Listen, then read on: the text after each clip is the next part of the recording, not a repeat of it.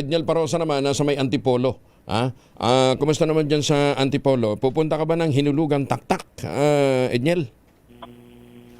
Parang bibihira ko na lang marinig ko, Angel, yung hinulugan taktak sa mga panahon ngayon. Pero ilang lambot lamang yan dito. Marami pa rin basura. Marami pa rin basura nahuhulog doon sa hinulugang taktak. Kaya hindi ko na rin masyado naririnig sa mga turista yan eh. Bagamat open pa rin naman yan dito sa Antipolo. Dito ko lang, Angel, sa Antipolo Cathedral, matagumpay na idinaos ng mga kababayan nating Katoliko ang kanilang unang magdamag ng simbang gabi. Ito yan sa International Shrine of Our Lady of Good Voyage sa lungsod ng Antipolo. Nagsimula kasi anticipated mass dito sa pamoso at binarayong katedral mula alas 9 pa kagabi. Habang kaninang alas 4 lamang ng umaga, katatapos lamang itong pinakamisa de Gallo ngayong araw ng Martes. Pinangunahan ng parochial vicar na si Reverend Father Manjory Padilla itong parehong misa kung saan mensahe niya ang sana'y parating pagprioridad daw ng publiko sa Diyos at hindi lamang tuwing magpapasko.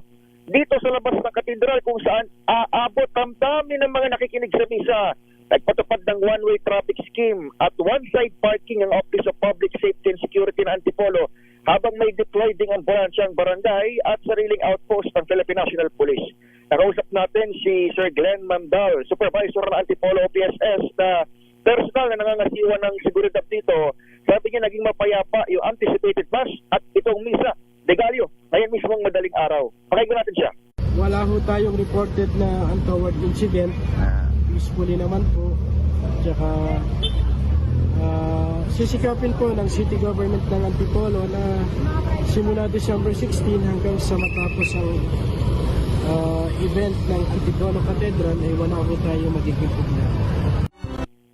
Paalala lang ng LGU, particular na OPSS sa mga churchgoer, lalo na ron sa mga dumadayo pa palibasa, tourist spot din itong Antipolo Church.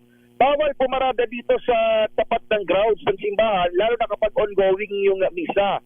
Inanunsyan mismo ng parokya kagabi dahil umaabot na nga sa labas yung dami ng mga nakikinig ng misa dahil nakikita nating mga kabayan sa RH News Television. Samantala pagtapos ng simbang gabi dahil nakagawian ng tradisyonal na Pinoy, mainit na bibingkat puto bongbong Kuya Angel, agad ang sunod na pinipilahan sa ating mga kababayan. Ako naman si Edniel Parosa ng DZRH, una sa Pilipinas, una sa Pilipino. Maraming salamat,